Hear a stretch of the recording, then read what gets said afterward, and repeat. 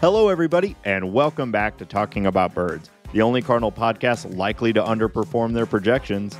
My name is Nate Heininger, and I am joined, as always, by my co-host, Ben Samorka.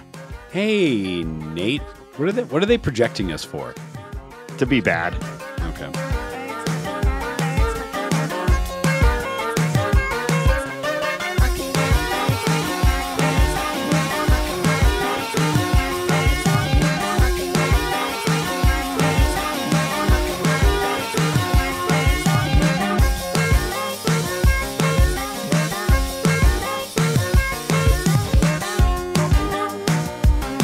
If you have an idea for the opening bit, tweet us at Talk About Birds. Hambone, we're back separated by thousands of miles again.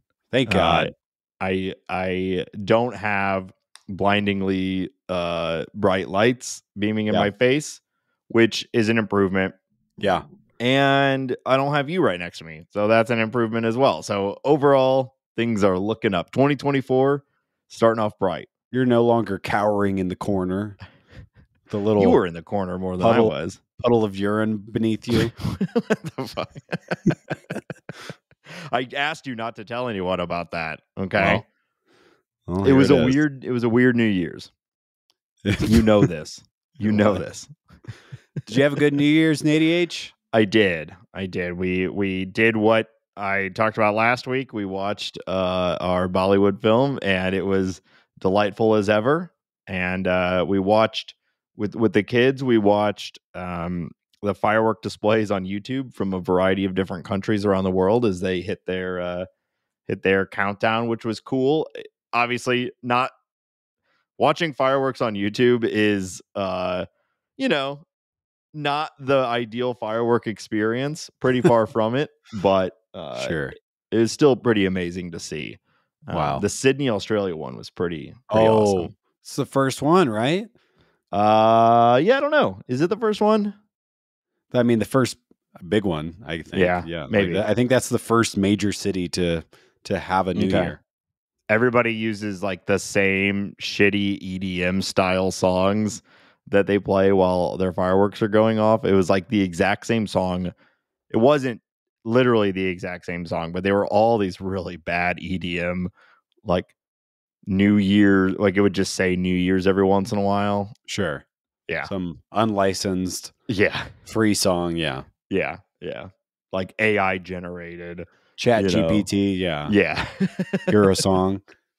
But it was good. It's so fun to see and interesting to see all the different firework displays and whatnot. I love a good firework show, even if I have to watch it on YouTube. How was your dinner? Did they serve you? You're kind of like I would say a bit of a firework freak. I have distinct memories growing up with you of you blowing up figurines, throwing firecrackers at me. I think that you built a bottle rocket gun out of a wiffle ball bat at one point. It's all tracks. I think you shot it at me. That sounds so. I'm not surprised. That's how you got that scar. You're still there. Yeah. Dinner was good. We had a lovely time. We didn't. So it was our first time at this place, and everything was great. I think everybody was just having a great time, which was nice. You always if I go to a service place on a holiday, I never know what I'm gonna like. I hope those people are having fun. Yeah. Anyways, they all seem to be having fun. We ordered a flight of different champagnes around midnight. And did not know extra bubbles, light bubbles. Say it again. Just is the difference the amount of bubbles that are in it? Yeah. You idiot. I'm so glad I stopped talking to that. I'm really sad you stopped. Moron. Anyway, so we were drinking lots of champagne and this, that, and the other. And the wait staff also continues to bring us champagne. So we had, 6 glasses of champagne towards the end of the night. And I brought champagne for your real friends with a massive hangover. And everything it was lovely though. We saw, I don't know what was wrong with us. Then we came home and did a shot of tequila. Really just went out with a bang. Well, I guess I'm glad you survived the night. Although, Yeah, I guess I'm okay. I'm glad that you Yeah. survived the night. Shout Happy out New Year. shout Sounds out like to you had our it. like $35 Lyft that drove us 1 mile. Yeah, well, if they're out there driving on New Year's Eve, especially at that time, that still sounds like not enough pay for that. And to have to drive you. Yeah. He was tipped accordingly. Yeah. I know. What else Okay. can I do? Shall I drive home next year, Nate? Do you want me to die? Not like that. Okay. I don't want Thanks. you to hit anyone else. Thanks. Yeah. Yeah. Maybe Mary can survive too. Yeah. That'd be cool. Okay.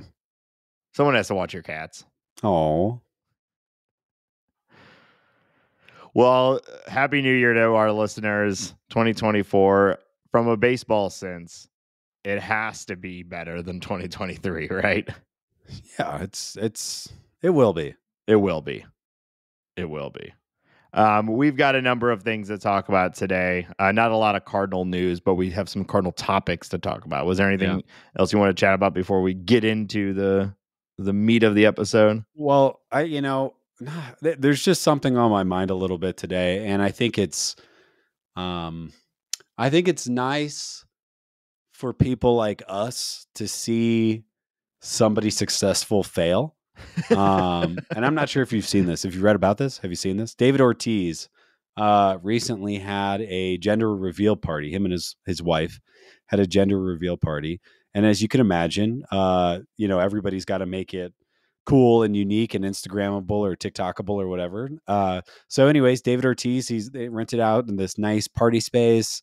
There's streamers everywhere. Everyone's excited. He gets a bat, sets up like he's at the plate. His wife underhands him a ball. He swings and misses. The ball falls on the ground. Blue streamers fly out everywhere after he strikes out. And I've never seen David Ortiz look like this. He's like scrambling around on the ground to try to pick the ball up, and streamers are coming down and everybody's screaming. But it really sparked a lot of joy. That was like one of the first things that I saw this morning on the internet, on baseball internet. And I just wanted to share that with you. It really made my day. Yeah, I have not seen that, but I'm absolutely going to look that up. I mean, everybody loves David Ortiz, Big Papi. But I will forever. Except for that one guy that shot him after he had sex with his wife. Well, okay. There's actually a large contingency of people that I think despise David Ortiz for on and off the field activities.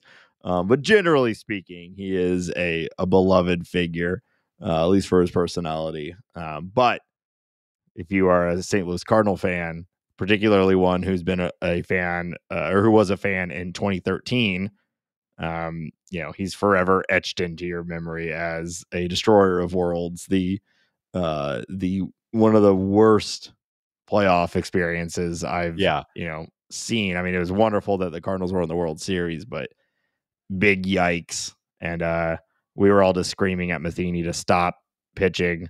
Pitching to him. To Ortiz. And so maybe this is a little bit of karma.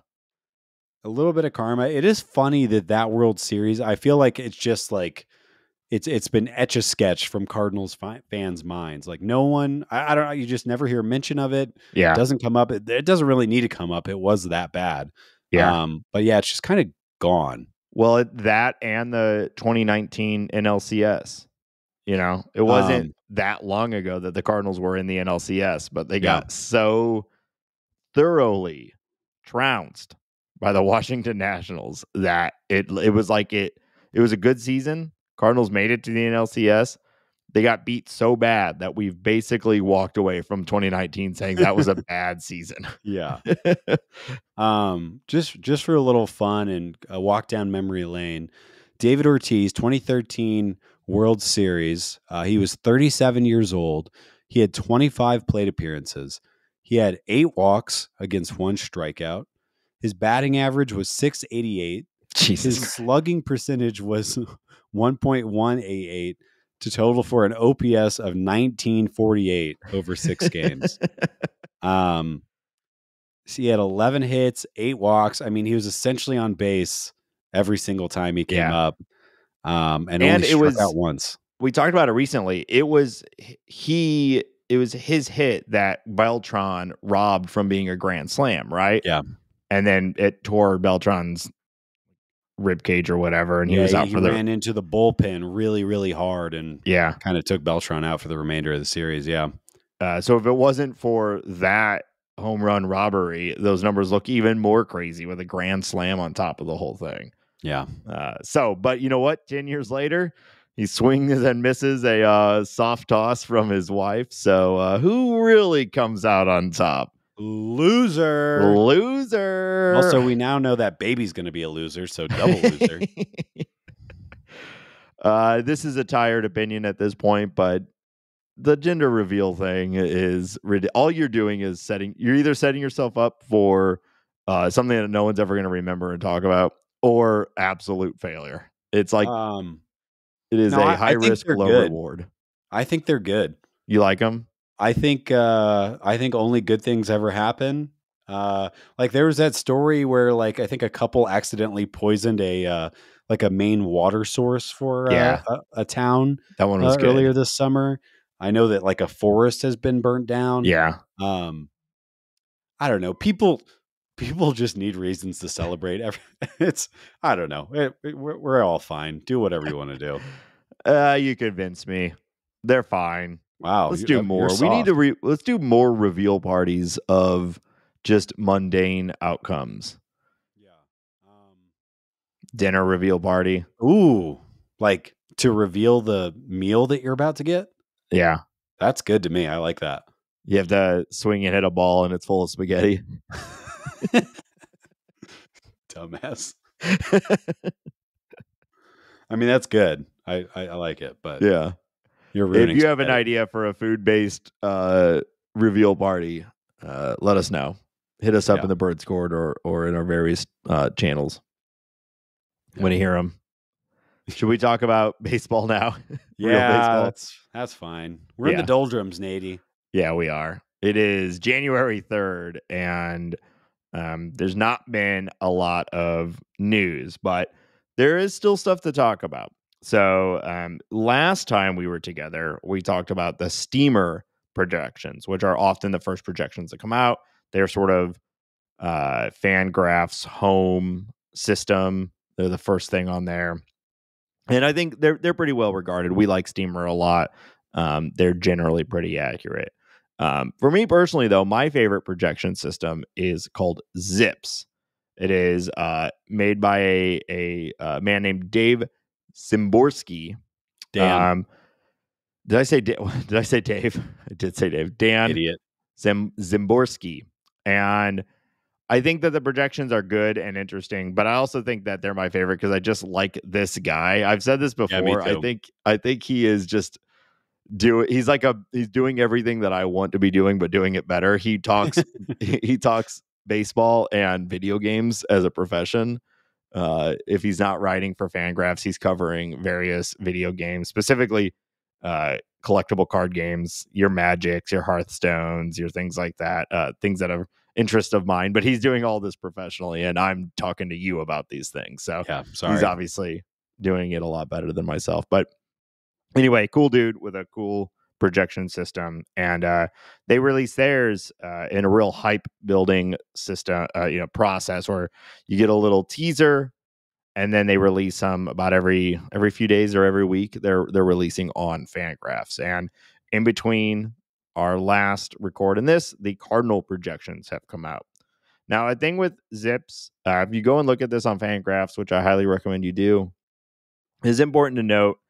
This can be confusing for people sometimes, is it doesn't try to give a balanced plate appearance or innings count for players. It's not actually taking into consideration there's X amount of third base innings available, and it will be divided equally across these three guys.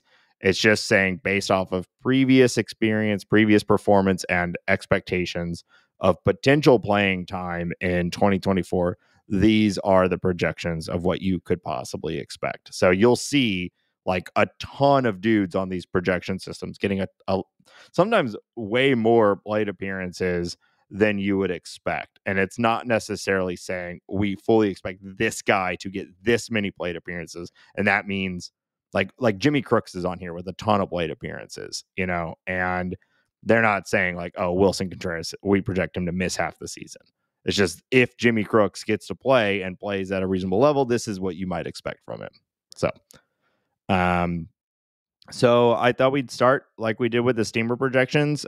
Did anything stand out to you in these initial projections? Yeah. I think Arenado and Goldschmidt kind of being back at the top, even with some regression, but kind of returning to form. Arenado being projected for 4 WAR, Goldie a little over 3. I think that's really nice to see. I think that gives everybody a nice warm feeling. At least makes me feel that way. And then I would say the other thing that's really stark was the idea that Mason Wynn is out projecting Jordan Walker. And actually out projecting a lot of people. Which is really, really fun. And I think that, I think we have a lot of faith in Mason Wynn, and it's going to be a big year for him. Obviously, his first like real season in the big leagues. He still has prospect status right now, so he's a baby. But I think you can see if he hits league average and the defense is what we think it can be, this is a really solid player. And a guy who should be able to take over shortstop and never look back. I think that's great. I think I would probably say that it's underrating Lars Nootbaar a little bit. Outside of that, I think I'm pretty in line with everything. Or it all makes sense to me is what I mean to say. And then of course, my eyes scroll over to the starting pitching and where's that going to come from? And Zips is really not liking some of our lower end pitching options. And that's understandable and fair and unsurprising, but it gives you some worry. I'll say one other that I'll call out really quick is that Zips looks like it really likes what Richie Palacios did last year. And it has him, assuming that he gets the plate appearances, it has him being a pretty effective member of the big league club, which I think I like that. I haven't really decided how I'm landing on the Richie Palacios status and his like future with the Cardinals. Like, is this guy going to be not necessarily a mainstay, but a guy that's on the big league roster for the foreseeable future, in some type of capacity? Maybe. Yeah, he certainly seems like after last year, he played his way into that fourth outfielder role. The only problem is that there are at least 2 other guys that we think also fit that fourth outfielder role. So how that playing time will shake out is still unknown, especially if no additional moves are made. You and I have said a number of times we both believe there's at least one more trade happening in this offseason. But if not, it is hard to see how basically Palacios, Carlson, and Burleson, like what their playing time turns out to be, because they all, while they do it in different ways, they fill that fourth outfielder role pretty clearly. So, but yeah, I'm actually not surprised that if it projects, if you give him 500 at bats or plate appearances rather, like some good results should come. Yeah.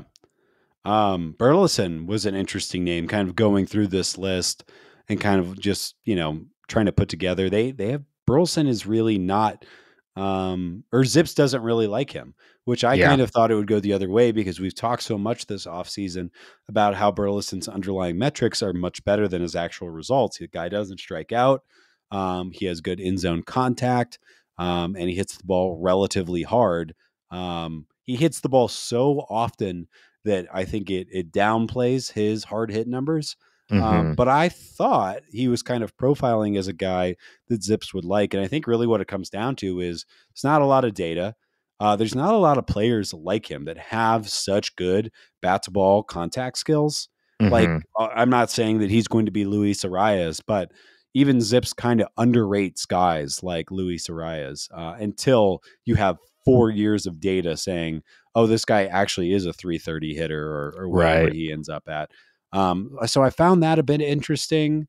Victor Scott is a Victor Scott 2, sorry, is another interesting name that's on this list of somebody who might, I mean, I'm trying to temper my expectations, but the hype train is like leaving the station really quickly for me on Victor Scott. I can't calm down to see what he might Yeah. do, and seeing Zips kind of I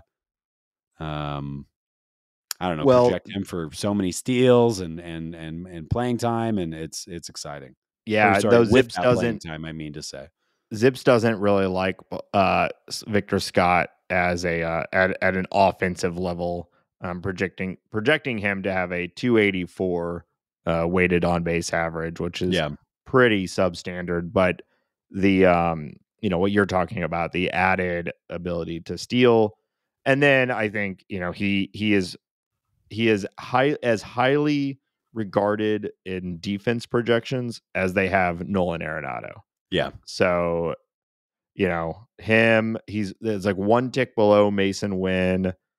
And then it goes Mason Wynn and then Nolan Arenado and Victor Scott too as the like projected best defensive players on the team. And so right. that's where a lot of that war is coming from. And then I think, I know you talked to Kyle about this a lot, and we both feel like, Victor Scott, we still need to see that next level of power, just a little bit more slug, and suddenly he becomes an incredibly valuable big league center fielder. But even as is, if he gets a playing time, he's going to be elite defensively and have be interesting on the base paths at least. Yeah, it'll definitely be interesting when he steals 40 something bases. Yeah. I mean, I've seen some comps to him and Estieri Ruiz Yeah, over on Oakland. We kind of hope for better than that because Ruiz is really following the path of your Billy Hamiltons, where right. they really turns out like they can play a pretty good defense because they're so fast, but really they're just not good at anything other than running really, really, really fast. Which is a lot of fun, but I think we're holding out hope that Victor Scott is that, but can get on base to some degree to make it like, where we start seeing like a 90 plus stolen, especially with the new rules, where we Yeah. see like a 90 plus stolen base season. Well, yeah, and it's so easy to give the Cardinals player dev crap all the time, right? But if you look at what one thing that they've been good at, and I don't know if it's the players that they're drafting, if it's the methodology of training these guys, or just everything combined. But you got some walkers. Literally, Mm-hmm. Jordan Walker is on the team. Hey. But you look at Brendan Donovan, Dylan Carlson, Lars Nootbaar, all these guys walk quite a bit. All of them came up through the system. And if that's something that they can impart on Victor Scott too, I mean, even if he is a light hitter, if he's just slapping the ball over the shortstop and then he's walking at a decent rate, like it's a super, super dangerous player, like a Yachty in center field or an Ozzie Smith in center field type. Mm-hmm. I'm not saying he's going to be the best center fielder of all time like those guys, but at their respective positions. But Yeah, you can see how this player starts to mature and where he starts to come from, and it's It's not, like I said, the hype train's left. I'm fully buying it. Well, hey, and you're talking about walkers. There's going to be plenty in the starting rotation as well. Because they're going to need them to support their ability to walk because they're so old. Oh, wow. Jeez. I was like, where are you headed?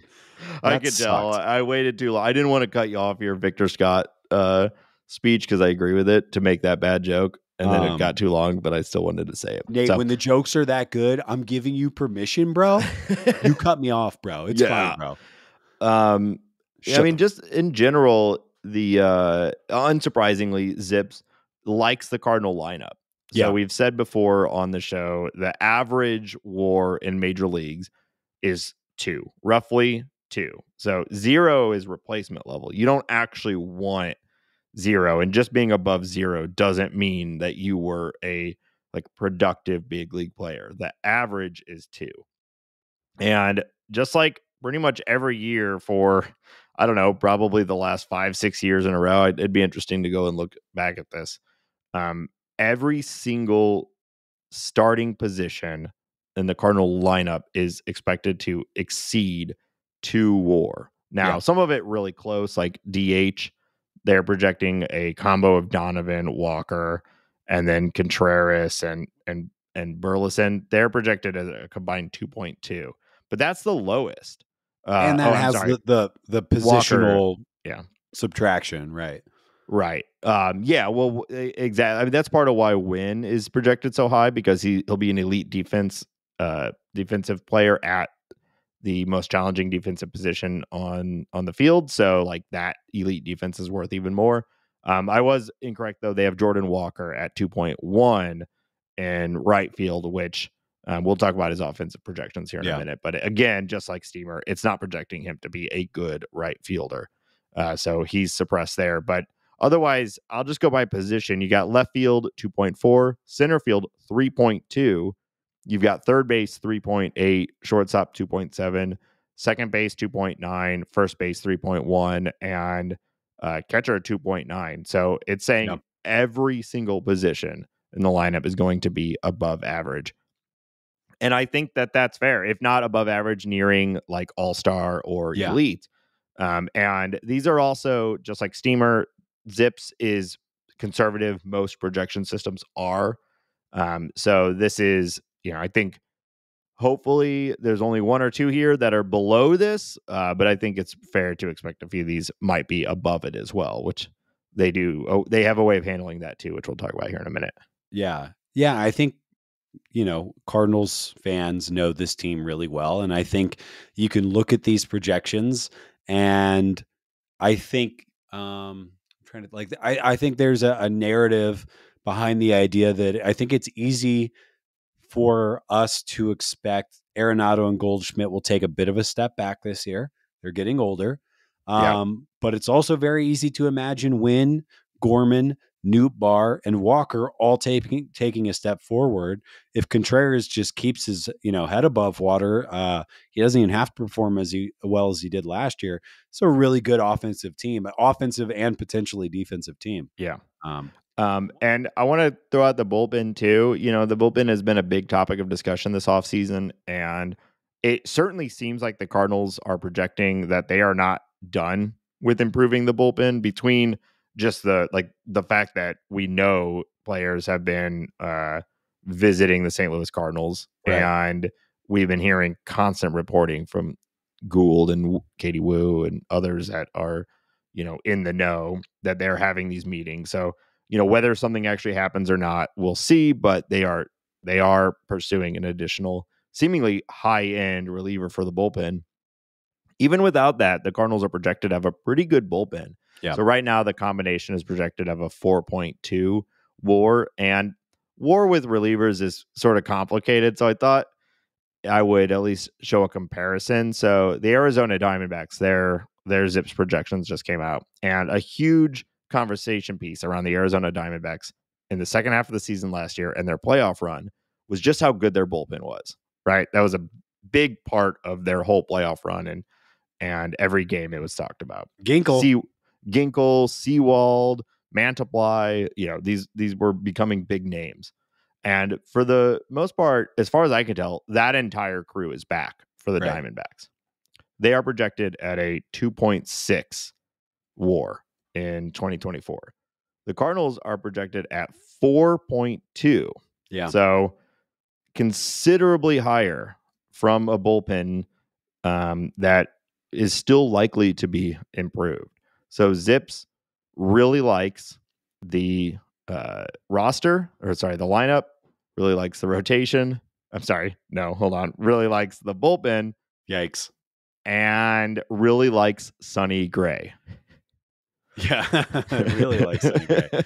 Thank goodness. So Sonny Gray, who we have said numerous times we think was a fantastic signing, that is backed up in ZIPS. He's projected at a 3.6 WAR, which would put him only behind Arenado if everybody played exactly to their projections. And even then, it would be almost a tie. And then after that, Miles Michaelis at his projected 2.1 is the only person above the league average of 2. And 2.1, we'll basically call it league average. After Michaelis, Gibson, Lynn, and Matt's all sub 2, and they have Zach Thompson as the 6th starter, which I think is a fair, coming in at 0.3. So these projections basically echo what everyone feels about this team, is that, like, on paper, if everybody plays for the full season and does reasonably what you'd expect them to do, even there's some people could underperform, some people could outperform. Like, this team should be good. And Szymborski wraps it up with saying this team looks like an 85 to 90 win team, which, hey, I guess we'll take it, especially after last year. And right now, the NL Central, that looks like the NL Central winning team. There's a reason why the Cardinals are showing up as projected winners on a lot of stuff. But you can see the problem just is glaring there as we saw it going into last year. You can see the problem, but you can also see the variance. And we know to some degree that is what happens in the front office, is that John Moe and the rest of the team, they look at this and they have their internal projection systems and whatever. And I'm sure that they're saying, well, yeah, this is the median outcome, but Gray could win another Cy Young. Right. Lynn could stop his homer problem. Yeah. Gibson could put up 200 innings. Walker could be an MVP candidate. These are the conversations that they're having internally. And to some point, like, it's the offseason. It's January. We should be having those conversations. Yeah. Cardinals should still improve the team. But you could see how this 85 to 90 win team is a 95 to 100 win team. I personally don't think that is going to happen. Right. But if there's a presentation that Mo is making to the DeWitts, I have to imagine it's got that kind of flavor wrapped into it or something like that. I don't know. I'm speculating wildly. But you can see it. If you squint, you can see it. I've been thinking about this a lot lately, and I haven't really exactly nailed how I want to frame it, but right now it feels like there's 2 classes of competing MLB teams. And so I'm not going to include teams that I don't think are even trying to compete, because I don't really know how to classify them, but your Oakland Athletics, etc. But the teams that are trying to compete. I'd like to point out the Rockies have made several trades. I think the Rockies they see themselves as trying to compete. And so I think there's 2 classes right now. Yeah. There's the teams that want to win, and there's the teams that hope to win. Yeah. Your Dodgers, your Braves, teams like that, they're the teams that want to win, and they will throw everything at it. They won't rest on, people outperforming their metrics. They will continue to bolster just everything they can do to improve. I'll throw Mets and Phillies in there. Yeah, Mets and Phillies, they're teams that want to win. And then there are teams that hope to win. And I think that's where the Cardinals sit. Yeah. This is a competitive team. I think the Cardinals right now, barring an explosion from the Cubs or the Reds, who I think the Reds continue to make smart moves. We'll talk about this later. I think that, the Cardinals hope to win and have a reasonable shot at it. But they're not operating like a team that wants to win. And it is frustrating as a Cardinal fan, but it is, we're at least, this is a better team than it was last year. And there was a really positive lens that you could view all of this. And you could say, the Cardinals are the favorites for the NL Central right now. And it's going to take multiple collapses for it not to be that case. Right. Yeah, I agree with everything that you said. I think the Cardinals' problem is the lack of the super high-end MVP candidate, Cy Young candidate type upside that some other teams have that I would put in the same category.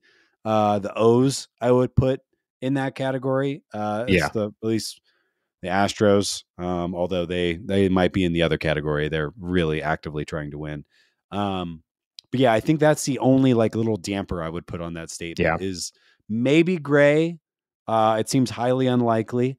Maybe Arenado refines his form and is an MVP candidate again. Both feel unlikely. Both are on the wrong side of 30. But they lack that guy or that couple of guys that separates them from the other teams that I do think have those kind of higher marks. I definitely have my Cardinal blinders on here, but like I do kind of put Walker in that case. Like I think what we saw enough from him last year to feel pretty confident that like he is going to be a all-star level major league player. Just will it happen in 2024 is what seems unlikely to me, but like it could happen, right? But outside of that, I agree with you 100%. And the biggest problem is that we don't have any of that on the pitching side. If there was even like one guy that we were like, hey, he might break out in 2024 and he might be our ace, like immediately, like I would feel different about this team. But even the high end pitching pieces like Hintz and Roby, they don't feel like that's 2024 for them. No. I'll tell you what, I don't know. Again, this might just be the January of it all, and I haven't watched real baseball in a while, and I just want to talk about some bullshit or whatever. But I'm feeling good about Zach Thompson. I am not feeling good about him where I think like, oh, don't worry about Matt's out there. We have Zach Thompson. It'll be fine. But I'm feeling better and better. The videos of him going, he's in the lab, he's at Driveline or whatever, and some of the stuff that he's doing there is quite interesting. And then again, what also makes me feel is not that he came out of nowhere. He was a high draft pick for the Cardinals. Yeah. But he did come out of nowhere from a velocity and stuff perspective. He jumped up all of a sudden. He's in the lab right now. There's this Cardinals colored glasses view that I'm having where I'm like, I'm kind of willing to bet on Zach Thompson.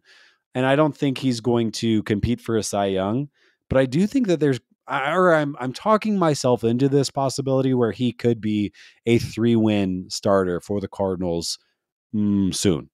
Yeah, I certainly hope so. I mean, he was a lot of fun to watch there in the second half last year when he was able to get out there. So yeah, I don't want to say there's not upside play potential, but same with Liberatore. Like, he's not that far removed from being one of the top pitching prospects in baseball. There's that stuff there. Maybe they speed run Hintz, maybe they speed run Roby and one of them breaks out. Like there are pieces that could do it. It just certainly feels like we need a little bit more than that right now. But yeah. I mean, we say this all the time. Like we are a positive podcast.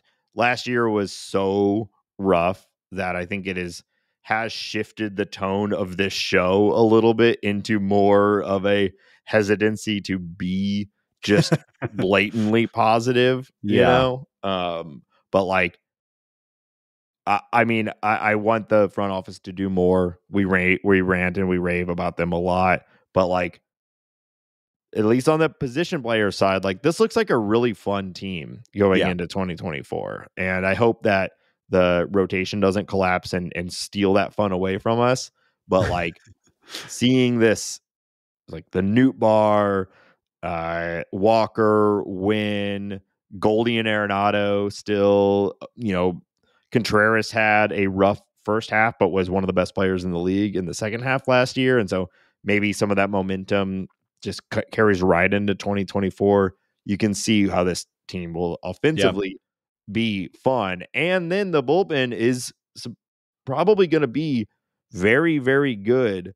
Teams have won with mediocre starting pitching. It's not that crazy of a recipe. Right. So like almost everybody has a problem. If you break down the teams into, or a team into 3 categories, offense, pitching, and or rotation and bullpen, or I guess 4 categories, and defense, like being potentially elite at 3 of those 4 is a good team. Right. We just saw the lowest possible outcome last year with the Right. absolute collapse of the starting pitching in April. There was like no month where Man. the starting pitching was like even hey, it's kind of working. I think there was like a 10-game streak in May where it kind of felt like, oh, hey, maybe things are coming back together, and then it just collapsed from there. Yeah. Well, yeah, for all the grief that we give the Cardinals about their aged pitching staff of, as you said, they'll need walkers to get out to the mound, and the average age of like 34 or whatever, which isn't that old. But you look at the position player group, and there's like half, other than Contreras, Arenado, and Goldschmidt, everybody's got like 2 years of service time. They're under 24. Yeah. Brendan Donovan's a little on the older side just because he was a late bloomer, but it's a young team. There's you can it's dream. exactly how you want to build your team, right? Your older players are your like MVP winning, veteran, like your best players are the ones who are in their 30s, and then everyone else is all about hype and upside. Yeah. We don't really have any like dude who's in his 30s and we just need a third baseman, so we've got this like 35-year-old guy that's playing, and like you see that all over the league. It's like half of the Yankees right now, that's a roster that is so weird. Yeah, it's like everybody on the Cardinal lineup is someone to be potentially excited about, or at least think they won't be shitty. So, yeah. One last thing before we move on. One thing that I really like about ZIPs is that they also give you 80-20 projections, and not 80-20 in the way we normally think about it, but rather percentile outcomes. What is the 20th percentile outcome, meaning like a really bad outcome, and what is an 80th percentile outcome, meaning what is a like really good outcome, and it projects what that would look like. I like that because these projections are just saying like, here's our conservative estimation of what might happen next year, and then this is saying here's if we kind of be more specific about where this would fall on the projection curve. So, and players will exceed the 80% too. We'll probably have one player on the team this year who exceeds even the 80% projection. And then hopefully we don't have anyone who is below a 20% projection. Like usually if you're that low, you're starting to lose playing time, and right. just the whole thing is collapsing. But like, I think you would say, I'd have to look it up to be sure, but I'm certain that Paul Goldschmidt's 2022 MVP was an exceeding the 80th percentile outcome. Right. But it happens. It will happen. So there's some fun stuff on here. The one that I like a lot is the Jordan Walker 80th percentile outcome. His stat line would be a 294 batting average, a 363 OBP, and a 523 slugging, giving him an OPS plus of 142. And what besides obviously that just being a fantastic stat line, that's almost a 900 OPS. That is the highest OPS plus projection on the team in the 80th crazy is that percentile outcome. So what it's showing is that the person with the highest ceiling on this team at this point is now Jordan Walker, at least from a projection standpoint. And from a offensive projection standpoint. Right. And that's pretty incredible. And so that's what I say, like, if we get this 80th percentile or plus projection, like outcome from Walker, that's where you see that, like, oh, the Cardinals are suddenly like actually competing above and beyond just hoping to win.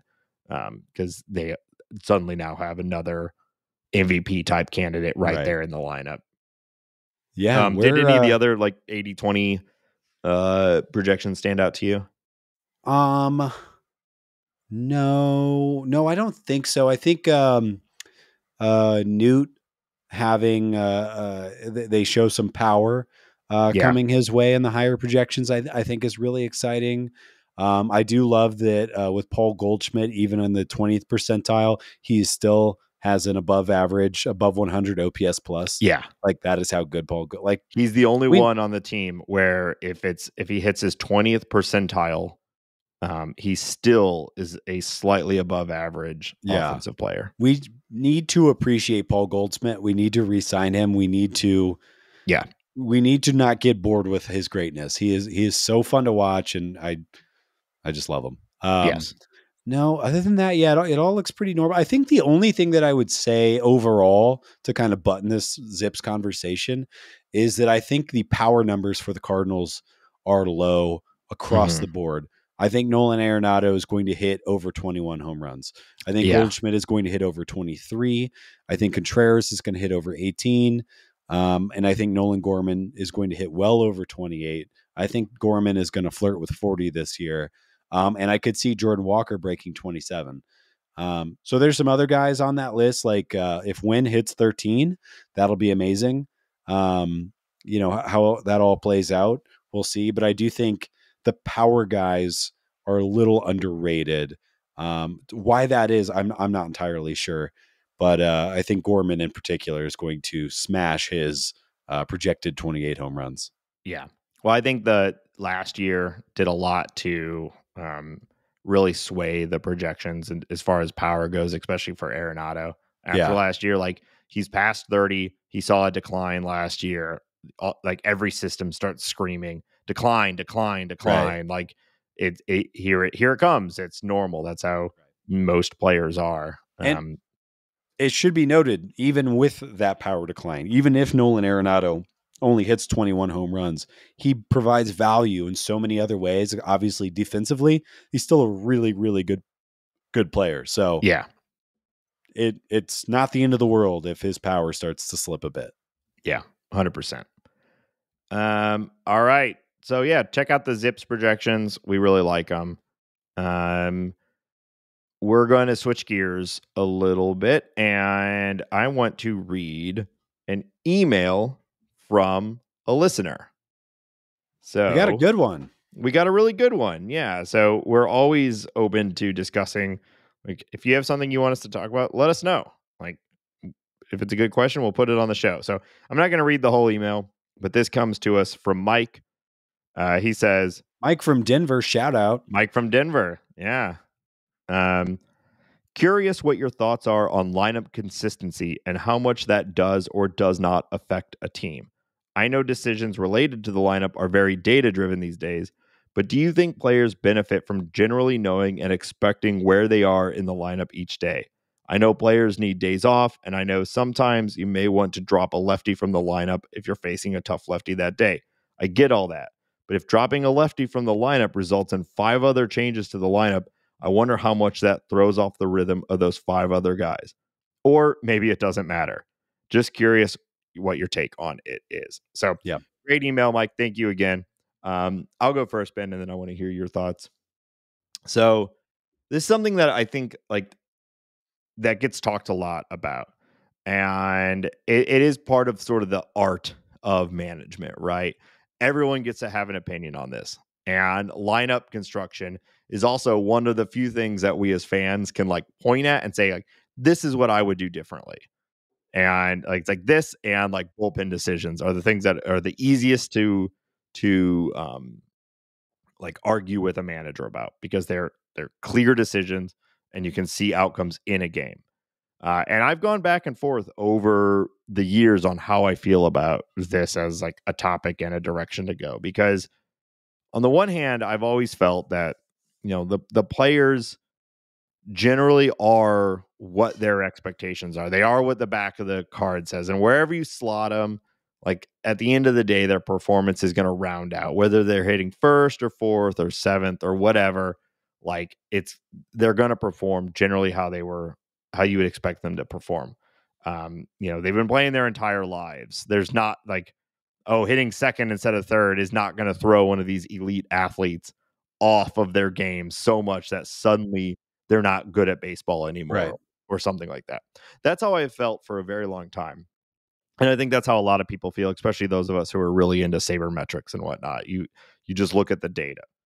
Now, that said, it is a common narrative, not just from the people, eye test and things like that, but also in the game. You hear it all the time. People want consistency. They want to know what their expectations are when they come in and day out. And that is just like a normal human thing too, right? Is that like people typically perform better when they know what their job is going to look like, and it's going to be generally similar every single time.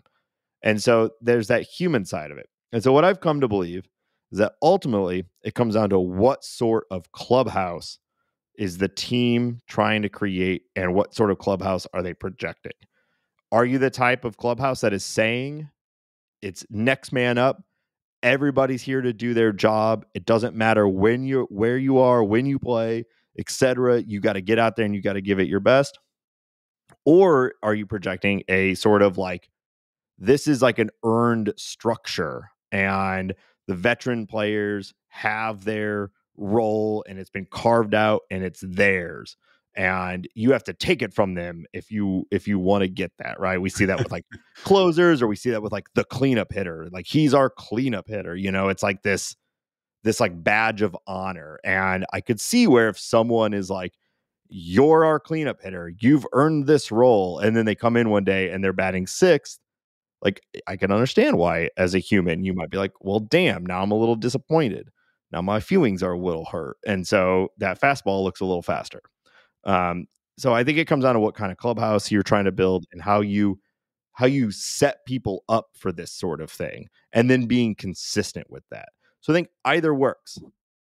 Consistent lineups, if it's projected that way, or next man up, anyone's any day, etc., if you set it up that way. So this is kind of a cop-out answer, because I'm kind of saying either, but like, I really think it's all about setting expectations.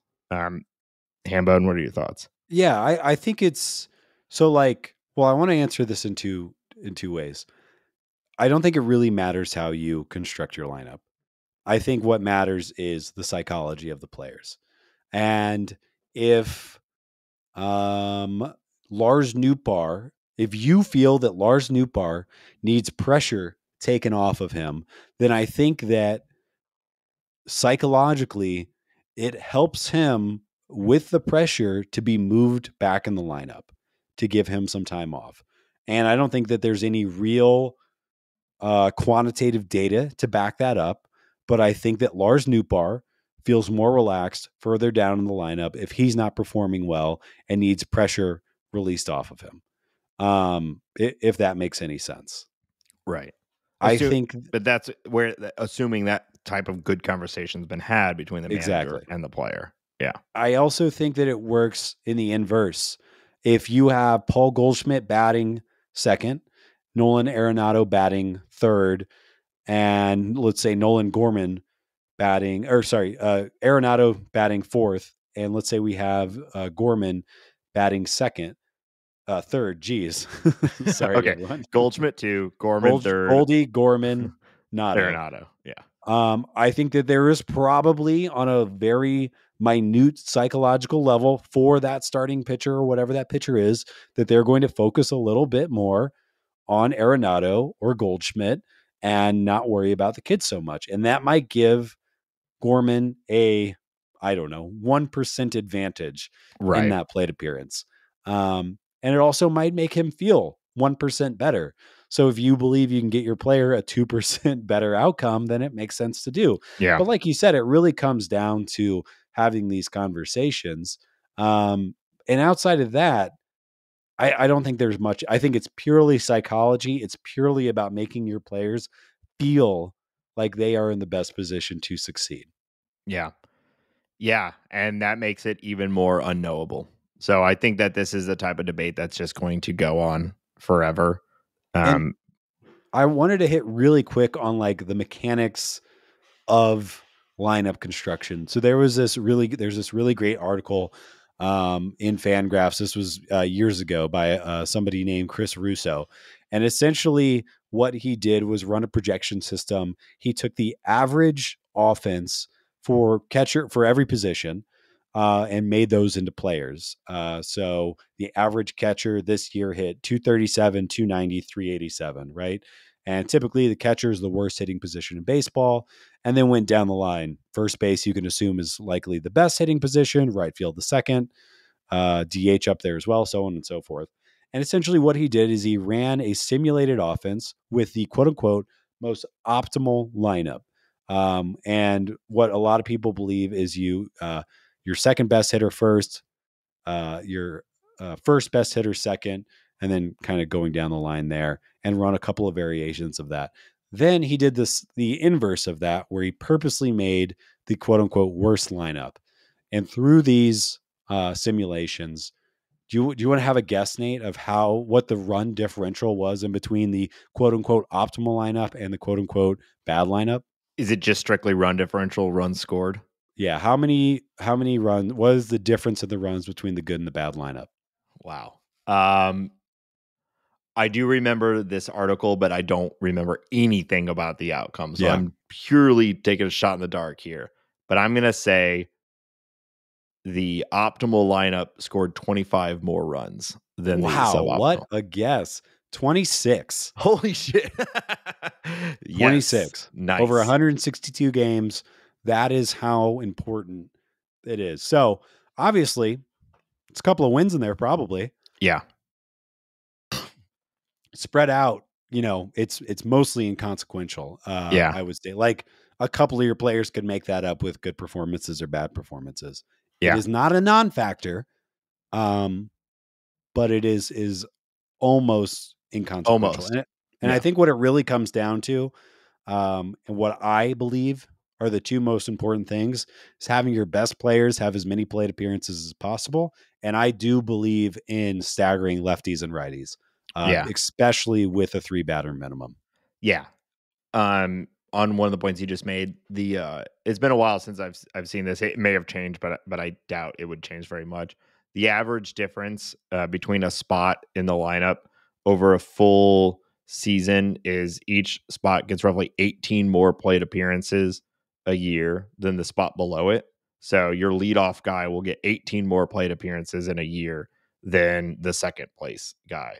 And that will start to stack. Like, we're talking, that's 80 something plate appearances less for the guy who's hitting like 6th or 7th. So there's some obvious, like, you want to give your best players more at bats, right? So like that, you put them at the top, but all that's pretty obvious. And then even then, 18 plate appearances, that's 5 games of plate appearances. But over a full season, 18 plate appearances is not a significant difference. So if you've got like Goldie batting third, it's not a significant difference to Nootbaar in second. Nootbaar is going to get a little bit more plate appearances.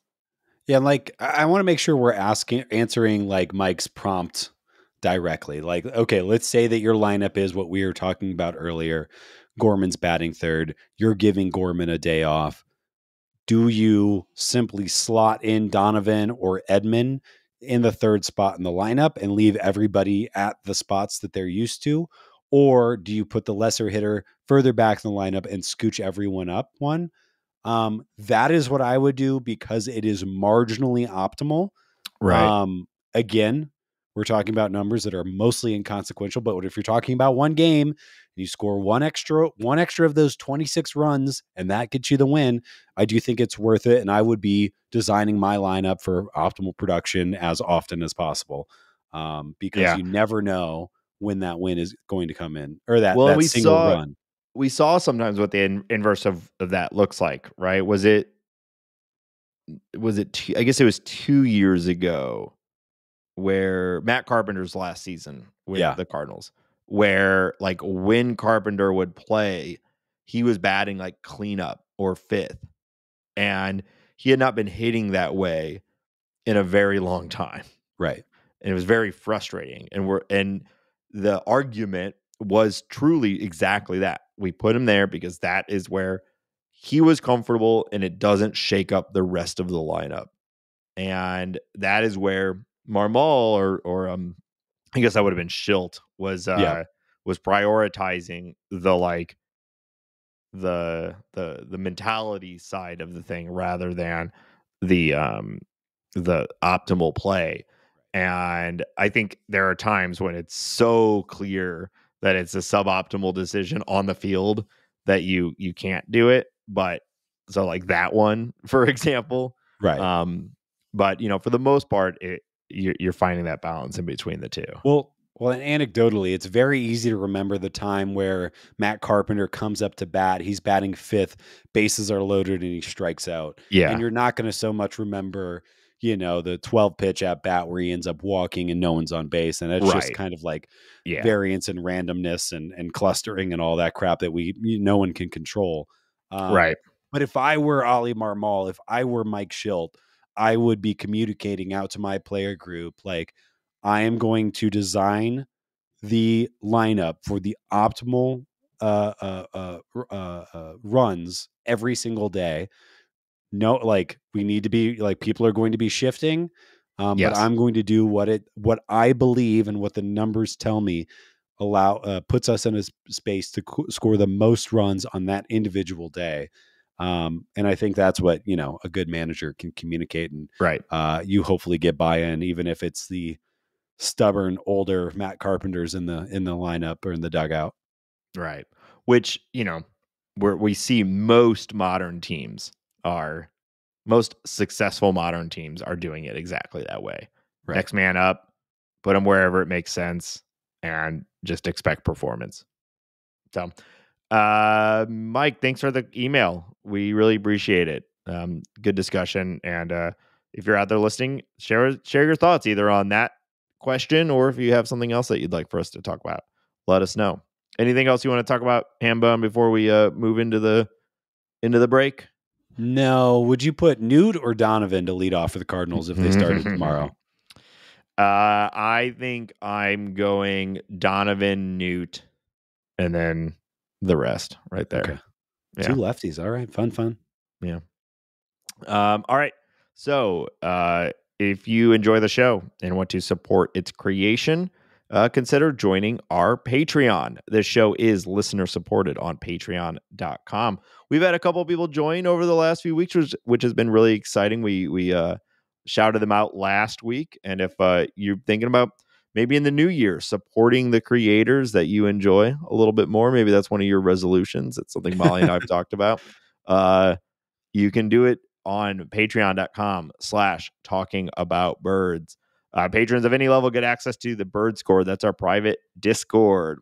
We're having a lot of fun in there. We are currently planning. We're settling on the final date of a Bird Scored movie night. We're going to watch a baseball movie. We haven't decided what yet. That'll be the next step. But if you want to join, consider joining the Bird Scored. You also get access to early episodes. How early will depend on our recording schedule, but usually can get them out a little bit early to you all. And subscribers at a higher level also get one of our t-shirts for free, and they are very high quality t-shirts. So again, patreon.com/talkingaboutbirds. Also, if you enjoy the show and want to support it in a different way, consider leaving a review on your favorite podcast platform. That helps as well. Hambone, where can people find us online otherwise? Yeah, make sure to follow us on Twitter at @TalkAboutBirds. We are on Instagram at @TalkingAboutBirds. We have a TikTok. Come find us on TikTok. You can listen to this podcast on Spotify. If you prefer to listen to your podcast there, check us out. Like and review us and all that crap there.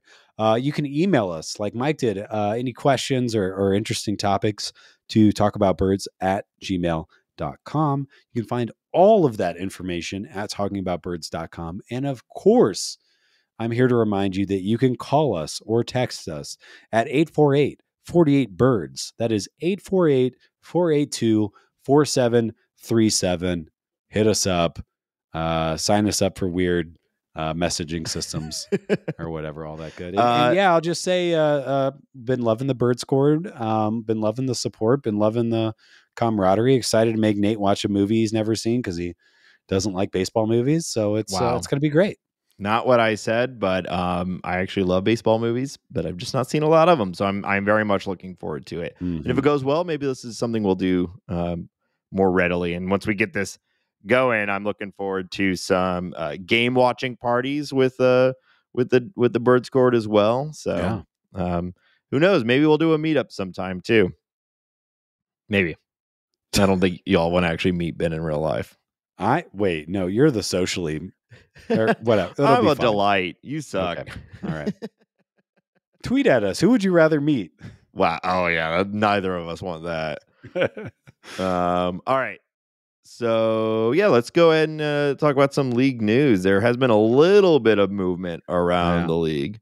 When are these floodgates going to open up? I know. We thought it was going to happen with the conclusion of the Otani Yamamoto sweepstakes, but I don't know. I guess everybody was like busy with the holidays or whatever. Yeah. Well, Yeah.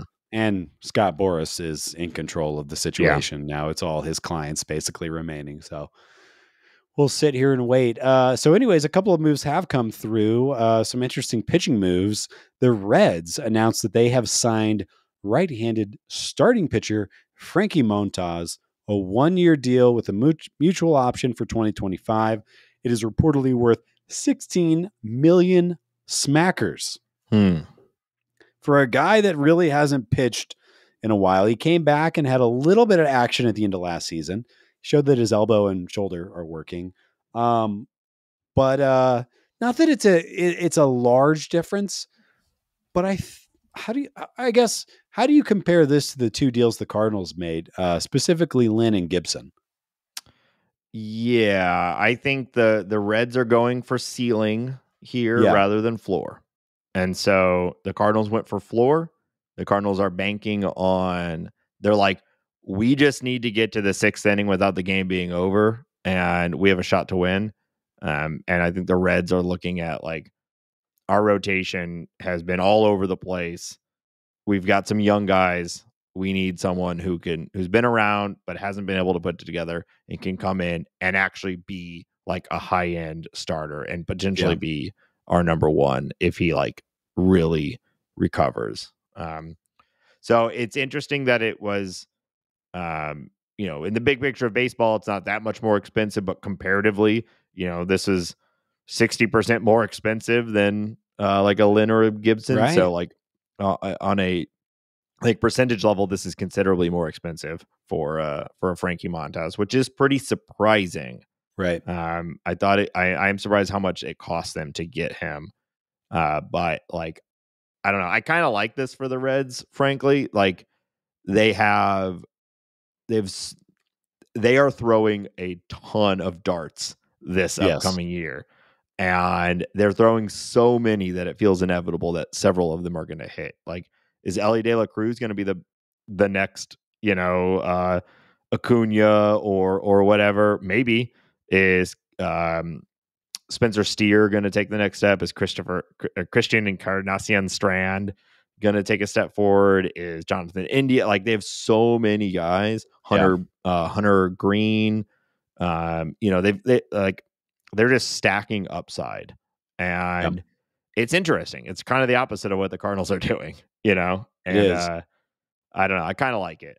Well, I think the same way that you can squint at the Cardinals and see that high variance and a good turnout, you look at Hunter Green, Graham Ashcraft, Frankie Montas, Andrew Abbott, and Nick Martinez. And that could be a pretty competitive starting rotation, especially with the high ceilings of Green and Ashcraft at the top there. Yeah. Obviously, they're young, and Green hasn't fully put it together yet, and neither is Ashcraft, but you can see it. And I mean, Montas put up 4 WAR in 2021. That feels like a million years ago, but and then it's I don't know. I don't think it's a crazy gamble for them to make. It's a little more expensive than I expected, but I could see this working out well for them. I think the only thing that they've done so far this offseason that hasn't made any sense to me is giving Jeimer Candelario a pretty good bag of money to play a position that isn't really clear to me when they could have spent more on starting pitching. They probably should have got Sonny Gray. Well, that's the one counter to what I just said about the Reds is that they've gone all upside. Candelario is their like, this will make sure that our infield, the floor doesn't completely collapse if it turns out all these high upside position players are absolute trash. I agree with you. I don't know if that's how I would have spent the money if I was building the Reds. I would think another $15 million a year towards another starter would be more effective. But I'm sure they're looking at their infield being like, everyone here is 21. What if they all suck? Yeah. So Makes sense. Yeah. Moving down, the Red Sox have signed Lucas Giolito to a 2-year, $38.5 million deal. This is a good example of where I think we talked about Mozeliak maybe turning out to be right on a couple things. Because I'm kind of surprised that Giolito got almost $40 million. Now he's got that upside too, Sure. but boy, do I think he's going to get knocked around in Fenway. I don't know. I just like, man, of all the teams to sign Giolito, the Red Sox feels like the worst one for him to go to, but maybe that's just Yeah. me. The Red Sox continue to confuse me. This team is so weird. Even with Heim Bloom leaving the front office, they continue to be weird. Lucas Giolito slots in, is projected as their number one starter. Yeah. And as you just kind of laid out there, like maybe, or maybe he sets a new league record in home runs allowed. Yeah. And they are forced to play him because they don't really have any other options. Yeah, they continue to confuse me, and we'll just keep talking about the Red Sox right now. They also made a rather large and interesting trade with the Braves. The Red Sox sent former ace World Series winner Chris Sale to the Braves for Vaughn Grissom. And what is Yeah. interesting about this deal, not only the players, but the Sox will also include $17 million to the Braves to help cover Sale's $27.5 million salary for the 24 season. What is also a part of this is that the other $10 million of Chris Sale's contract are deferred until the year 2029. So the Braves have essentially given up on Vaughn Grissom, sent him to Boston, and are paying $500,000 for 1 year of Chris Sale. Chris Sale does have an option that could be triggered by various escalators and so on and so forth for 2025 as well. But really, ostensibly, this is for 1 year Yeah. of Sale. This one I actually kind of like for both sides. I like it more for the Braves because the Braves are obviously in win now mode, and Chris Sale.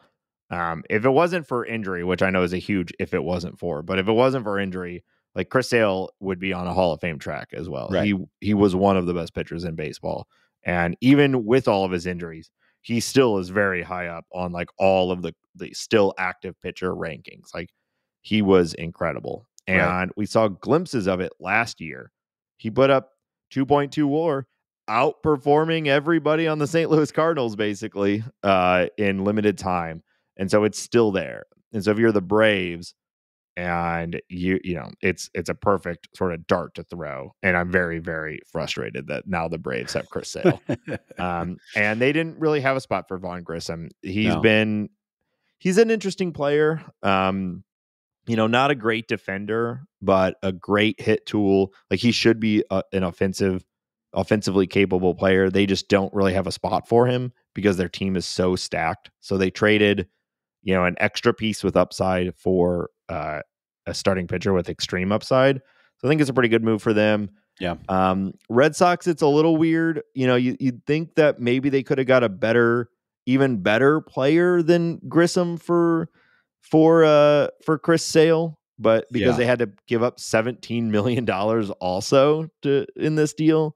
But Grissom obviously is going to start immediately with the Red Sox, and we're going to really see what Grissom is at the major league level, like immediately.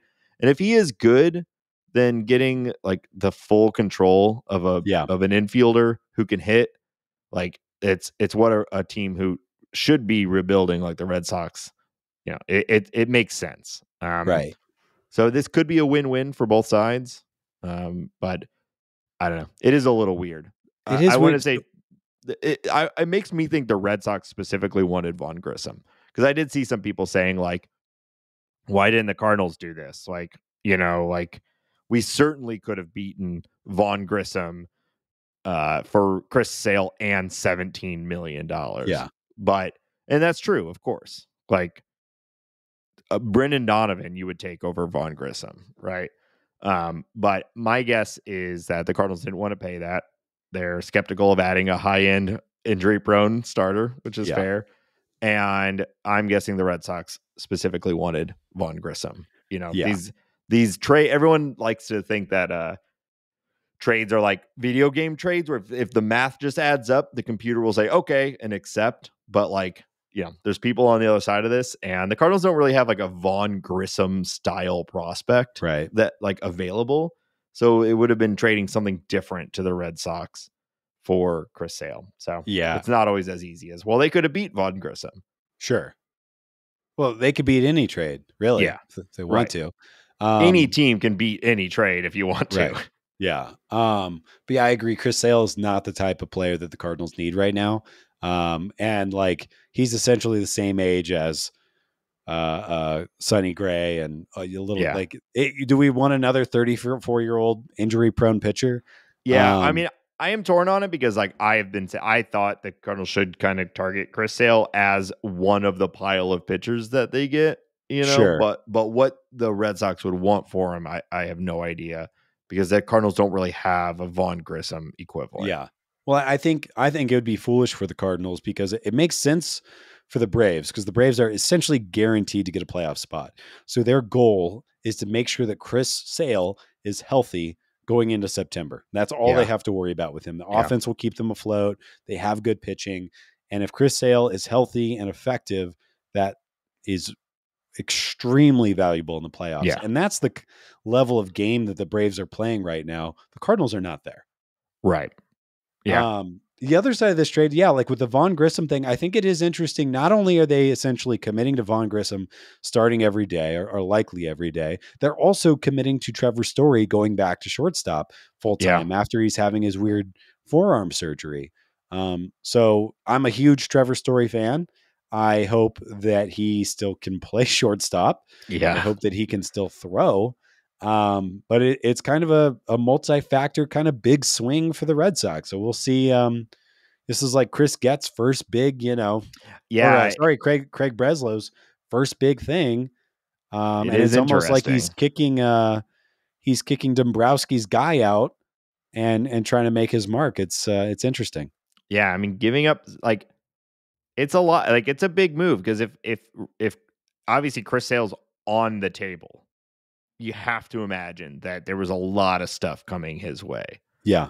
And so to pick this one, we get Vaughn Grissom, and we give you like a third of the Kansas City Royals overall budget for their entire team, for this guy, this, near Hall of Fame level pitcher. Like, you have to imagine there was a lot of different packages available. Right. So why this guy? Yeah, it's fascinating.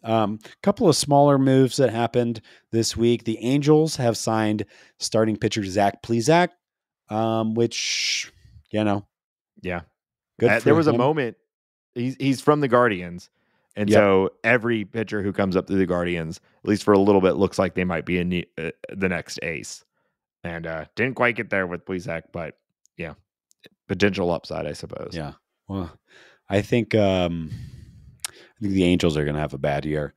The Blue Jays have signed IKF, Isaiah Kiner-Falefa, to a 2-year deal worth $15 million.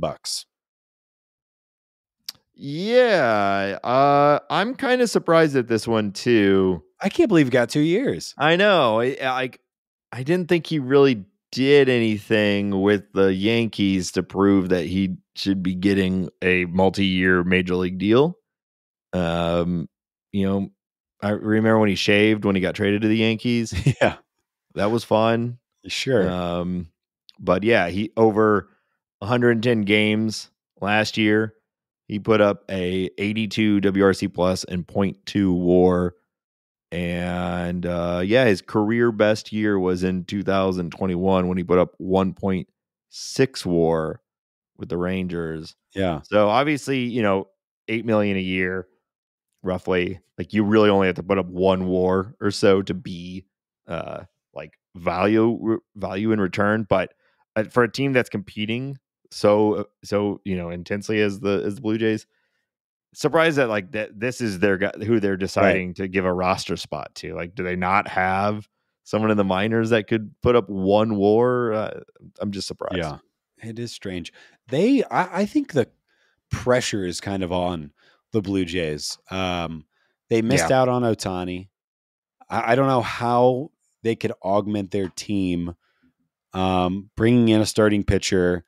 I mean, they're kind of, especially with the Kiermaier and the IKF signing, they're kind of filled up on position players. I mean, maybe they go get Cody Bellinger and Kiermaier goes to kind of a bench role, or George Springer starts DHing more, or I don't really know what their next move is going to be. Maybe they go get a Blake Snell. Maybe they bring in Jordan Montgomery. But I think they do have a weird amount of pressure on them. They just haven't really broken through, and Bo Bichette and Vlad Jr. are 2 years away. Like they have 24 and 25, and then they're free agents unless they are signed up. So, or re-signed. So I don't know. I think they're an interesting club to watch. And I wouldn't be surprised if they throw a caboodle of cash at somebody. Yeah. I've heard talk of them. They've apparently shopped Vlad just a little bit, just tested the waters on what they could get in return. Yeah. I'll take Vlad. Yeah, I'll take a Vlad. Vlad would be the only way I would say, okay, we don't need to re-sign Goldschmidt. Yeah. But even still, I'd say re-sign Goldschmidt and he can just DH. Yeah.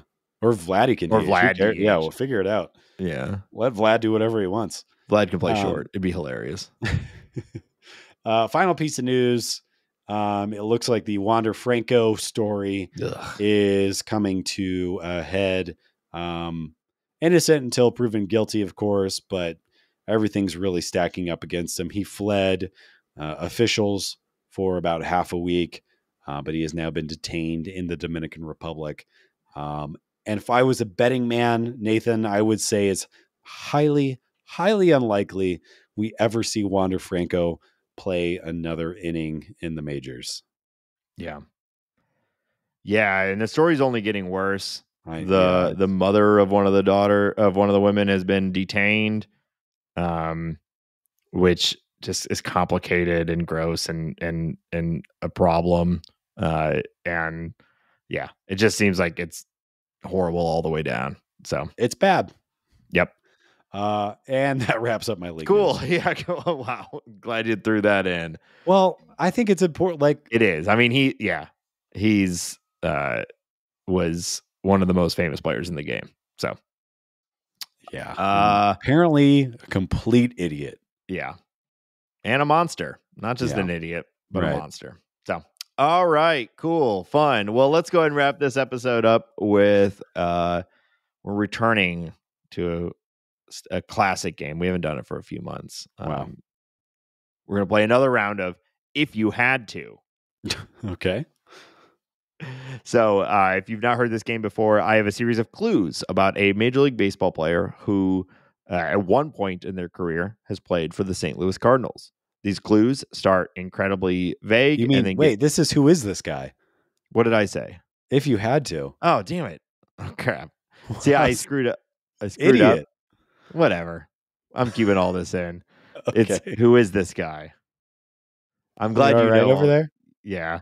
I forgot to load up the sound, so I have to do it in post. And so, like, I don't know. I guess I'm just all over the place right now. Please leave all of this in the episode. We'll see. Okay. We're going to play a classic game called Who Is This Guy? Who is this guy? You can't reset. If you've never heard this game before, I have the name of a Major League Baseball player who at one point in their career played for the St. Louis Cardinals. I'm going to read a list of clues. The clues are going to start vague and get increasingly specific. Ben has to take a guess after each clue. Wow. Ben, are you ready? Yeah, are you? Man, I went back to work today after like a week and a half off, so I guess I'm just... Shut up. No one cares. Okay.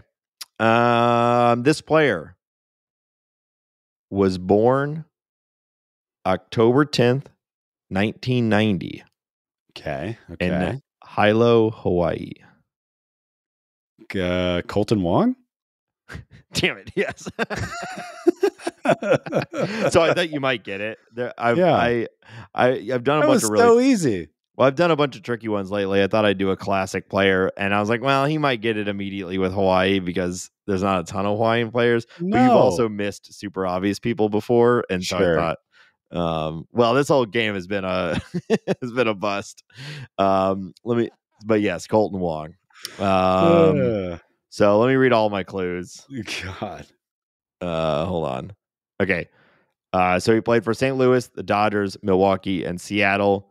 He won 2 Gold Gloves and led the NL in second base defensive putouts in 2015, second base assists in 2019 and 2020, and second base errors in 2015 and 2022. Yeah. He was the Cardinals' first round pick in 2011. That was the first time I ever watched the draft. I think it was the first year they fully televised the draft. And I remember watching it and everyone being really confused why the Cardinals drafted a 5'10" second baseman, but turned out pretty well. And then the last clue was famously picked off first base for the final out of Game 4 of the 2013 World Series. Poor guy. Yeah, man, I loved Colton Wong.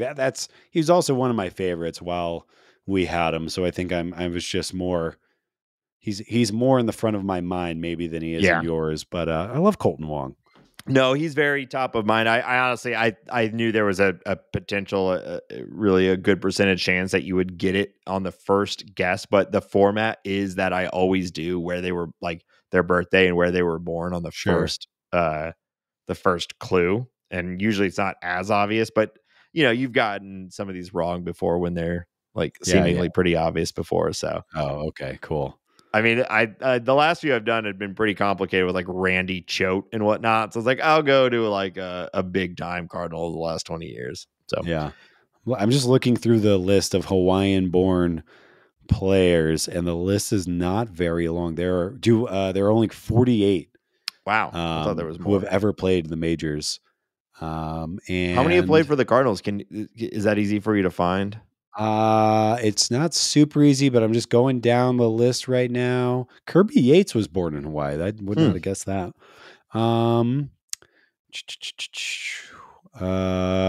Going back, Shane Victorino. So once I'm in the guys who debuted in the 90s, and I'm not recognizing these names. So I only see one, but I'm sure. If I did and that was just position players. Okay, we're gonna really listen to me do this live. Yeah, this is great. Wow, there has not been a Hawaiian-born pitcher to debut since 2016. Oh wait, I'm not sorting properly. Never mind. Everyone ignore me. Everyone shut up. Yeah, this is good. All right, well, good game, Ben. Nice job. You got it in one. Congratulations. You're the winner now, dog. And we want to thank everyone again for listening. Consider the Patreon, patreon.com/talking about birds. Call us at 848-48-BIRDS. 848-482-4737. Yes. And we'll be back next week. And until then, I think the Cardinals are going to trade for Dylan Cease. Yeah, let's do it. Wow. Bye. Bye.